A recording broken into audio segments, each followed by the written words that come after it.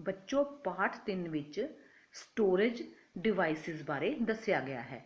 ਇਸ ਪਾਠ ਦੇ ਮੁੱਖ ਉਦੇਸ਼ ਹਨ: ਮੈਮਰੀ ਕੀ ਹੈ, ਮੈਮਰੀ ਦੀ ਵਰਤੋਂ, ਮੈਮਰੀ ਦੀਆਂ ਕਿਸਮਾਂ, ਪ੍ਰਾਇਮਰੀ ਮੈਮਰੀ ਜਿਵੇਂ ਕਿ ਰੋਮ ਅਤੇ ਰੈਮ, ਸੈਕੰਡਰੀ ਮੈਮਰੀ ਜਿਵੇਂ hard disk drive, external hard disk drive ਦੀਆਂ ਵਿਸ਼ੇਸ਼ਤਾਵਾਂ, floppy disk, magnetic tape, CD, DVDs, pen drive, memory card. ਪਹਿਲੇ ਹੈ ਮੈਮਰੀ ਕੀ ਹੈ। ਕੋਈ ਵੀ ਮਾਧਿਅਮ ਜਿਸ ਵਿੱਚ ਡਾਟਾ ਸਟੋਰ ਕੀਤਾ ਹੋਵੇ ਉਸਨੂੰ ਮੈਮਰੀ ਕਿਹਾ ਜਾਂਦਾ ਹੈ।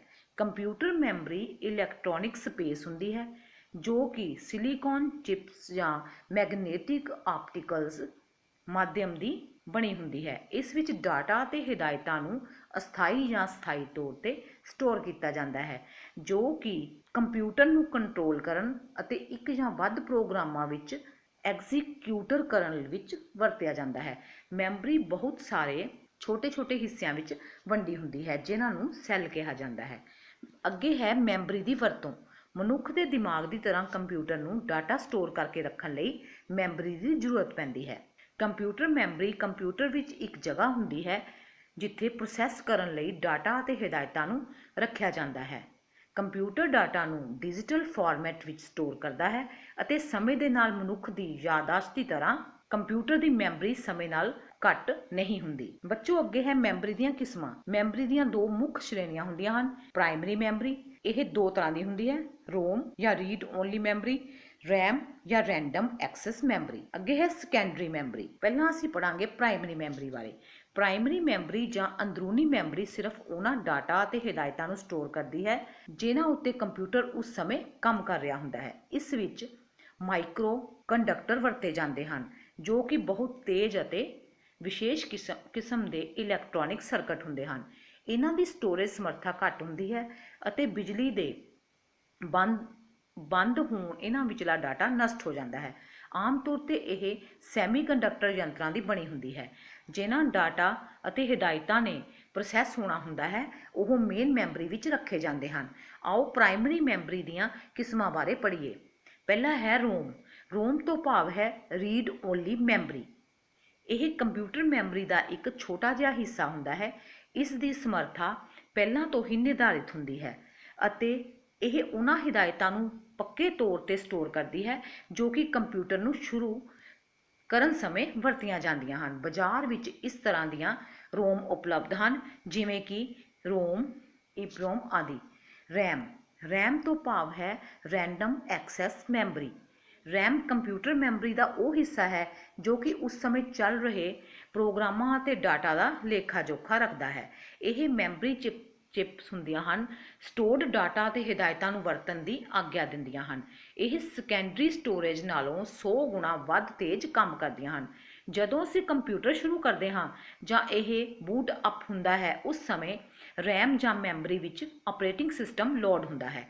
ਇਸ ਨਾਲ ਸਾਡਾ ਕੰਪਿਊਟਰ ਕਈ ਤਰ੍ਹਾਂ ਦੇ ਕੰਮ ਜਿਵੇਂ ਕਿ ਮਾਊਸ ਕਲਿੱਕ ਹੈਂਡਲ ਕਰਨਾ ਅਤੇ ਕੀਬੋਰਡ ਦੀ ਵਰਤੋਂ ਕਰਨਾ ਸ਼ੁਰੂ ਕਰਦਾ ਹੈ। ਜਦੋਂ ਅਸੀਂ ਕਈ ਪ੍ਰੋਗਰਾਮ ਸ਼ੁਰੂ ਕਰਦੇ ਹਾਂ ਉਸ ਸਮੇਂ ਉਸ ਪ੍ਰੋਗਰਾਮ ਦਾ ਇੰਟਰਫੇਸ ਅਤੇ ਉਸ ਸੰਬੰਧਿਤ ਕੰਮ ਵੀ ਰੈਮ ਵਿੱਚ ਲੋਡ ਕੀਤੇ ਜਾਂਦੇ ਹਨ। ਰੈਮ ਇੱਕ ਤੇਜ਼ ਰਫ਼ਤਾਰ ਕਿਸਮ ਦੀ ਮੈਮਰੀ ਹੁੰਦੀ ਹੈ ਜੋ ਇਸ ਨੂੰ ਚੱਲ ਰਹੇ ਪ੍ਰੋਗਰਾਮਾਂ ਅਤੇ ਪ੍ਰੋਸੈਸਾਂ ਨੂੰ ਸਟੋਰ ਕਰਨ ਵਿੱਚ ਸਮਰੱਥ ਬਣਾਉਂਦੀ ਹੈ। Secondary memory. ਸੈਕੰਡਰੀ ਮੈਮਰੀ ਨੂੰ ਐਕਸਟਰਨਲ ਮੈਮਰੀ, ਫਿਜ਼ੀਕਲ ਮੈਮਰੀ ਇਸ ਸੂਚਨਾ ਨੂੰ ਲੰਬੇ ਸਮੇਂ ਤੱਕ ਕੰਪਿਊਟਰ ਦੇ ਬੰਦ ਹੋਣ 'ਤੇ ਵੀ ਸਟੋਰ ਕਰਕੇ ਰੱਖਦੀ ਹੈ। ਡਿਵਾਈਸਿਸ ਜਿਵੇਂ ਕਿ hard drive, optical storage device, CD-ROM ਅਤੇ DVD-ROM ਆਦਿ। ਆਓ ਹੁਣ ਅਸੀਂ ਹੇਠ ਲਿਖੇ ਸੈਕੰਡਰੀ ਮੈਮਰੀਜ਼ ਦੀਆਂ ਕਿਸਮਾਂ ਬਾਰੇ ਜਾਣਕਾਰੀ ਲਈਏ। ਜਿਵੇਂ ਕਿ ਹਾਰਡ ਡਿਸਕ ਡਰਾਈਵ। ਇਹ ਮੈਮਰੀ ਦੀ ਸਥਾਈ ਕਿਸਮ ਹੈ। ਇਹ ਮੇਨ ਮੈਮਰੀ ਜਾਂ ਪ੍ਰਾਇਮਰੀ ਮੈਮਰੀ ਤੋਂ ਘੱਟ ਰਫ਼ਤਾਰ ਨਾਲ ਕੰਮ ਕਰਦੀ ਹੈ। ਇਹ ਡਾਟਾ ਸੂਚਨਾ ਨੂੰ ਪੱਕੇ ਤੌਰ 'ਤੇ ਸਟੋਰ ਕਰਨ ਲਈ ਵਰਤੀਆਂ ਜਾਂਦੀਆਂ ਹਨ। CPU ਇਹਨਾਂ ਨੂੰ ਸਿੱਧੇ ਹੀ ਐਕਸੈਸ ਵਰਤੋਂ ਨਹੀਂ ਕਰਦਾ ਬਲਕਿ ਇਹ ਇਨਪੁੱਟ ਆਊਟਪੁੱਟ ਰੂਟੀਨਾਂ ਰਾਹੀਂ ਵਰਤੀਆਂ ਜਾਂਦੀਆਂ ਹਨ। ਸੈਕੰਡਰੀ ਮੈਮਰੀ ਵਿਚਲਾ ਡਾਟਾ ਪਹਿਲਾਂ ਮੇਨ ਮੈਮਰੀ ਵਿੱਚ ਭੇਜਿਆ ਜਾਂਦਾ ਹੈ ਫਿਰ CPU ਇਸ ਦੀ ਵਰਤੋਂ ਕਰ ਸਕਦਾ ਹੈ। ਹਾਰਡ ਡਿਸਕ ਇੱਕ ਜਾਂ ਇੱਕ ਤੋਂ ਵੱਧ ਮਜ਼ਬੂਤ ਧਾਤੂ ਦੀਆਂ ਪਲੇਟਾਂ ਜਿਨ੍ਹਾਂ ਨੂੰ ਮੈਟਲ ਆਕਸਾਈਡ ਦੀ ਪਰਤ ਚੜ੍ਹੀ ਹੁੰਦੀ ਹੈ ਦੀ ਬਣੀ ਹੁੰਦੀ ਹੈ। ਇਹਨਾਂ ਉੱਤੇ ਡਾਟਾ ਮੈਗਨੈਟਿਕਲੀ ਰਿਕਾਰਡ ਕੀਤਾ ਜਾਂਦਾ ਹੈ। ਹਾਰਡ ਡਿਸਕ ਦੇ ਪਲੈਂਟਰ ਬਹੁਤ ਜ਼ਿਆਦਾ ਤੇਜ਼ ਰਫ਼ਤਾਰ ਨਾਲ ਘੁੰਮਦੇ ਹਨ। ਆਮ ਤੌਰ ਤੇ 5400 ਤੋਂ 7200 ਚੱਕਰ ਮਿੰਟ ਦੀ ਰਫ਼ਤਾਰ ਨਾਲ RMP ਪਰਸਨਲ ਕੰਪਿਊਟਰ ਦੀ ਹਾਰਡ ਡਿਸਕ ਦੀ ਸਟੋਰੇਜ ਸਮਰੱਥਾ 20 GB ਤੋਂ 500 GB ਤੱਕ ਹੁੰਦੀ ਹੈ। ਐਕਸਟਰਨਲ ਹਾਰਡ ਡਿਸਕ ਡਰਾਈਵ ਇੱਕ ਹਾਰਡ ਡਰਾਈਵ ਕੰਪਿਊਟਰ ਦਾ ਉਹ ਹਿੱਸਾ ਹੈ ਜੋ ਡਾਟਾ ਨੂੰ ਸਟੋਰ ਕਰਕੇ ਰੱਖਦਾ ਹੈ। ਹਰੇਕ ਕੰਪਿਊਟਰ ਨੂੰ ਘੱਟ ਤੋਂ ਘੱਟ ਇੱਕ ਹਾਰਡ ਡਰਾਈਵ ਦੀ ਜ਼ਰੂਰਤ ਹੁੰਦੀ ਹੈ। ਇਸ ਵਿੱਚ ਆਪਰੇਟਿੰਗ ਸਿਸਟਮ, ਪ੍ਰੋਗਰਾਮ ਅਤੇ ਯੂਜ਼ਰ ਦੀ ਹੋਰ ਸੂਚਨਾ ਸਟੋਰ ਕੀਤੀ ਜਾਂਦੀ ਹੈ। ਇਹ ਡਰਾਈਵ ਆਮ ਤੌਰ ਤੇ ਇੰਟਰਨਲ ਜਾਂ ਕੰਪਿਊਟਰ ਦੇ ਅੰਦਰ ਲੱਗੀ ਹੁੰਦੀ ਹੈ, ਪਰ ਕੰਪਿਊਟਰ ਸਿਸਟਮ ਦੀ ਲੋੜ ਅਤੇ ਅਲੱਗ-ਅਲੱਗ ਜ਼ਰੂਰਤਾਂ, ਅਣਉਚਿਤ ਸਾਧਨਾਂ ਅਤੇ ਹਾਲਾਤ ਅਨੁਸਾਰ ਐਕਸਟਰਨਲ ਹਾਰਡ ਡਰਾਈਵ ਦੀ ਵਰਤੋਂ ਵੱਧ ਗਈ ਹੈ। ਐਕਸਟਰਨਲ ਹਾਰਡ ਡਰਾਈਵ ਦੀ ਵਰਤੋਂ ਇੰਟਰਨਲ ਹਾਰਡ ਡਰਾਈਵ ਦੇ ਨਾਲ ਜ਼ਿਆਦਾ ਡਾਟਾ ਨੂੰ ਸਟੋਰ ਕਰਨ ਲਈ ਕੀਤੀ ਜਾਂਦੀ ਹੈ। ਇਹ ਯੂਜ਼ਰ ਨੂੰ ਖਾਸ, ਗੁਪਤ ਜਾਂ ਹੋਰ ਜ਼ਰੂਰੀ ਸੂਚਨਾ ਨੂੰ ਸਟੋਰ ਕਰਨ ਦੀ ਆਗਿਆ ਦਿੰਦੀ ਹੈ ਅਤੇ ਇਹਨਾਂ ਨੂੰ ਕੰਪਿਊਟਰ ਤੋਂ ਹਟਾ ਕੇ ਕਿਸੇ ਸੁਰੱਖਿਅਤ ਜਗ੍ਹਾ ਤੇ ਰੱਖਿਆ ਜਾ ਸਕਦਾ ਹੈ। External hard drive portable storage device ਹੈ। ਕੰਪਿਊਟਰ ਨਾਲ USB ਰਾਹੀਂ ਜਾਂ ਵਾਇਰਲੈਸਲੀ ਰਾਹੀਂ ਵੀ ਜੋੜਿਆ ਜਾ ਸਕਦਾ ਹੈ।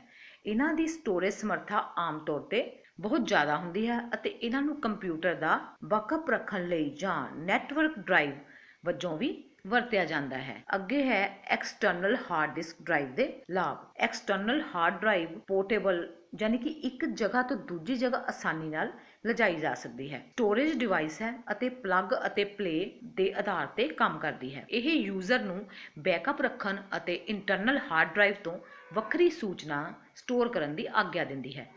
ਇੰਟਰਨੈਟ ਦੀ ਵਰਤੋਂ ਕਾਰਨ ਕੰਪਿਊਟਰ ਵਿੱਚ ਖਾਸ ਤਰ੍ਹਾਂ ਦਾ ਡਾਟਾ, ਜਿਵੇਂ ਕਿ ਖਾਸ ਡਾਕੂਮੈਂਟਸ, ਵੱਡੀਆਂ ਮਿਊਜ਼ਿਕ ਫਾਈਲਜ਼, ਮੂਵੀਜ਼, ਤਸਵੀਰਾਂ ਅਤੇ ਹੋਰ ਬੈਕਅਪ ਫਾਈਲਜ਼ ਨੂੰ ਨੁਕਸਾਨ ਪਹੁੰਚਾ ਸਕਦਾ ਹੈ। ਇਹਨਾਂ ਨੂੰ ਸੁਰੱਖਿਅਤ ਤੌਰ ਤੇ ਅਤੇ ਸਹੀ ਢੰਗ ਨਾਲ ਐਕਸਟਰਨਲ ਹਾਰਡ ਡਰਾਈਵ ਤੇ ਰੱਖਿਆ ਜਾ ਸਕਦਾ ਹੈ। ਬੱਚੋ, ਅੱਗੇ ਹੈ ਫਲੋਪੀ ਡਿਸਕ। ਇਹ ਪਲਾਸਟਿਕ ਦੀਆਂ ਛੋਟੀਆਂ ਰਿਮੂਵੇਬਲ ਜਾਂ ਰਿਮੂਵ ਹੋਣ ਵਾਲੀਆਂ ਡਿਸਕਸ ਹੁੰਦੀਆਂ ਹਨ, ਜਿਨ੍ਹਾਂ ਉੱਤੇ ਮੈਗਨੇਟਿਕ ਰਿਕਾਰਡਿੰਗ ਮਾਧਿਅਮ ਦੀ ਪਰਤ ਚੜ੍ਹੀ ਹੁੰਦੀ ਹੈ। ਆਮ ਤੌਰ ਤੇ ਫਲੋਪੀ ਡਿਸਕ 3.5 ਦੇ ਸਾਈਜ਼ ਦੀ ਹੁੰਦੀ ਹੈ ਅਤੇ ਇਸ ਵਿੱਚ 1.44 MB ਡਾਟਾ ਸਟੋਰ ਹੋ ਸਕਦਾ ਹੈ। ਇਹ ਪੋਰਟੇਬਲ ਸਟੋਰੇਜ ਯੰਤਰ ਹੈ ਜਿਸ ਉੱਤੇ ਵਾਰ-ਵਾਰ ਡਾਟਾ ਸਟੋਰ ਕੀਤਾ ਜਾ ਸਕਦਾ ਹੈ ਅਤੇ ਇਹਨਾਂ ਨੂੰ ਕਈ ਵਾਰ ਵਰਤਿਆ ਵੀ ਜਾ ਸਕਦਾ ਹੈ। ਫਲੋਪੀ ਡਿਸਕਸ ਨੂੰ ਆਮ ਤੌਰ ਤੇ ਇੱਕ ਕੰਪਿਊਟਰ ਤੋਂ ਦੂਜੇ ਕੰਪਿਊਟਰ ਵਿੱਚ ਫਾਈਲਸ ਪਾਉਣ ਲਈ ਵਰਤਿਆ ਜਾਂਦਾ ਹੈ। ਇਹਨਾਂ ਦਾ ਮੁੱਖ ਨੁਕਸਾਨ ਇਹ ਹੈ ਕਿ ਆਸਾਨੀ ਨਾਲ ਖਰਾਬ ਹੋ ਜਾਂਦੀਆਂ ਹਨ ਅਤੇ ਇਸ ਵਿੱਚ ਜ਼ਿਆਦਾ ਭਰੋਸਾ ਲਾਇਕ ਇਹ ਨਹੀਂ ਹੁੰਦੀਆਂ। ਅੱਗੇ ਹੈ ਮੈਗਨੈਟਿਕ ਟੇਪ। ਮੈਗਨੇਟਿਕ ਟੇਪ ਇੱਕ ਸੀਕੁਐਂਸ਼ੀਅਲ ਜਾਂ ਇੱਕ ਤੋਂ ਜ਼ਿਆਦਾ ਸਟੋਰੇਜ ਮਾਧਿਅਮ ਹੈ ਅਤੇ ਡਾਟਾ ਅਤੇ ਬੈਕਅਪ ਨੂੰ ਰੱਖਣ ਲਈ ਵਰਤੀ ਜਾਂਦੀ ਹੈ। ਕੰਪਿਊਟਰ ਟੇਪ ਲਚਕਦਾਰ ਪਲਾਸਟਿਕ ਦੀ ਬਣੀ ਹੁੰਦੀ ਹੈ। ਇਸ ਦੇ ਇੱਕ ਪਾਸੇ ਫੈਰੋਮੈਗਨੈਟਿਕ ਮਾਧਿਅਮ ਦੀ ਕੋਟਿੰਗ ਹੁੰਦੀ ਹੈ। ਸ਼ੁਰੂ ਵਿੱਚ ਟੇਪਾਂ ਖੁੱਲ੍ਹੀਆਂ ਹੁੰਦੀਆਂ ਸਨ, ਵੱਖ-ਵੱਖ ਸਾਈਜ਼ ਅਤੇ ਸ਼ਕਲਾਂ ਦੀਆਂ ਕਾਰਟ੍ਰਿਜਸ ਅਤੇ ਕੈਸਟਰਾਂ ਦੇ ਰੂਪ ਵਿੱਚ ਹੁੰਦੀਆਂ ਸਨ। ਟੇਪ ਵਿੱਚ ਡਾਟਾ ਸਟੋਰ ਕਰਨਾ ਡਿਸਕ ਦੇ ਮੁਕਾਬਲੇ ਸਸਤਾ ਪੈਂਦਾ ਹੈ, ਪਰ ਇਹ ਸੋਚ ਬਦਲ ਰਹੀ ਹੈ ਕਿਉਂਕਿ ਡਿਸਕ ਦੀ ਡਾਟਾ ਸਟੋਰੇਜ ਕਰਨ ਦੀ ਸਮਰੱਥਾ ਵੱਧਦੀ ਜਾ ਰਹੀ ਹੈ। ਟੇਪ ਦਾ ਵੱਡਾ ਨੁਕਸਾਨ ਇਸ ਦਾ ਸੀਕੁਐਂਸ਼ਨਲ ਫਾਰਮੈਟ ਹੈ। ਇੱਕ ਖਾਸ ਰਿਕਾਰਡ ਨੂੰ ਲੱਭਣ ਲਈ ਉਸ ਤੋਂ ਪਹਿਲਾਂ ਵਾਲੇ ਸਾਰੇ ਰਿਕਾਰਡਸ ਨੂੰ ਪੜ੍ਹਨਾ ਪੈਂਦਾ ਹੈ। ਅੱਗੇ ਹੈ CD। ਕੰਪੈਕਟ ਡਿਸਕ ਯਾਨੀ ਕਿ CD ਇੱਕ ਪੋਰਟੇਬਲ ਡਿਸਕ ਹੁੰਦੀ ਹੈ ਜਿਸ ਵਿੱਚ 650 to 700 MB ਡਾਟਾ ਸਟੋਰੇਜ ਦੀ ਸਮਰੱਥਾ ਇਸ ਵਿੱਚ ਹੁੰਦੀ ਹੈ। ਇਹ ਵੱਡੀ ਮਾਤਰਾ ਵਿੱਚ ਸੂਚਨਾ ਸਟੋਰ ਕਰ ਸਕਦੀ ਹੈ, ਜਿਵੇਂ ਕਿ ਮਿਊਜ਼ੀਕਲ, ਪੂਰੀ ਪਿਕਚਰ ਜਾਂ ਟੈਕਸਟ ਆਦਿ। ਇਸ ਵਿੱਚ ਡਿਜੀਟਲ ਸੂਚਨਾ ਹੁੰਦੀ ਹੈ ਜੋ ਕਿ ਪੜ੍ਹੀ ਜਾ ਸਕਦੀ ਹੈ ਪਰ ਦੁਬਾਰਾ ਲਿਖੀ ਨਹੀਂ ਜਾ ਸਕਦੀ। ਪੜ੍ਹਨ ਲਈ ਦੁਬਾਰਾ ਲਿਖਣ ਲਈ ਵੱਖ-ਵੱਖ CD ਡਰਾਈਵਜ਼ ਮੌਜੂਦ ਹਨ। ਕਿਉਂਕਿ ਇਹ ਇੱਕ ਭਰੋਸੇ ਲਾਇਕ ਸਟੋਰੇਜ ਮਾਧਿਅਮ ਹੈ, ਇਸ ਲਈ ਇਸ ਨੂੰ ਕਈ ਯੂਜ਼ਰਾਂ ਨੂੰ ਵੱਡੀ ਮਾਤਰਾ ਵਿੱਚ ਸੂਚਨਾ ਵੰਡਣ ਲਈ ਇਸਤੇਮਾਲ ਕੀਤਾ ਜਾਂਦਾ ਹੈ। ਅੱਜ-ਕੱਲ੍ਹ ਬਹੁਤ ਸਾਰੇ ਸੌਫਟਵੇਅਰ ਵੀ CD ਵਿੱਚ ਹੀ ਮਿਲਦੇ ਹਨ। CD ਦਾ ਇੱਕ ਪਾਸਾ ਬਹੁਤ ਚਮਕੀਲਾ ਸ਼ੀਸ਼ੇ ਦੀ ਤਰ੍ਹਾਂ ਹੁੰਦਾ ਹੈ। CD ਦੇ ਚਮਕੀਲੇ ਸਰਫੇਸ ਉੱਤੇ ਮਾਈਕਰੋ ਪਿਟਸ ਜਾਂ ਪਲੇਟਸ ਹੁੰਦੀਆਂ ਹਨ ਜਿਨ੍ਹਾਂ ਵਿੱਚ ਸੂਚਨਾ ਸਟੋਰ ਹੁੰਦੀ ਹੈ। ਇਹ ਪਿਟਸ ਸਾਨੂੰ ਦਿਖਾਈ ਨਹੀਂ ਦਿੰਦੀਆਂ। ਇੱਕ ਲੇਜ਼ਰ ਬੀਮ ਦੀ ਮਦਦ ਨਾਲ ਡਿਸਕ ਦੀ ਸੂਚਨਾ ਨੂੰ ਪੜ੍ਹਿਆ ਜਾ ਸਕਦਾ ਹੈ।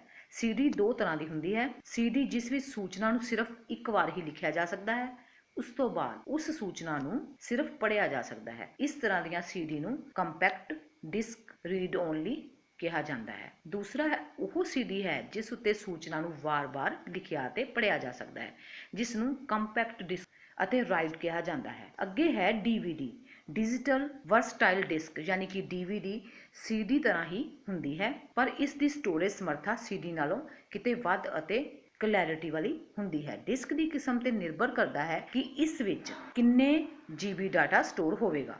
DVDs ਨੂੰ ਆਮ ਤੌਰ ਤੇ ਗਾਣੇ ਜਾਂ 6 ਜਾਂ ਇਸ ਤੋਂ ਵੱਧ ਮੂਵੀਜ਼ ਨੂੰ ਸਟੋਰ ਕਰਨ ਲਈ ਵਰਤਿਆ ਜਾਂਦਾ ਹੈ ਜਾਂ ਚਲਾਇਆ ਜਾਂਦਾ ਹੈ।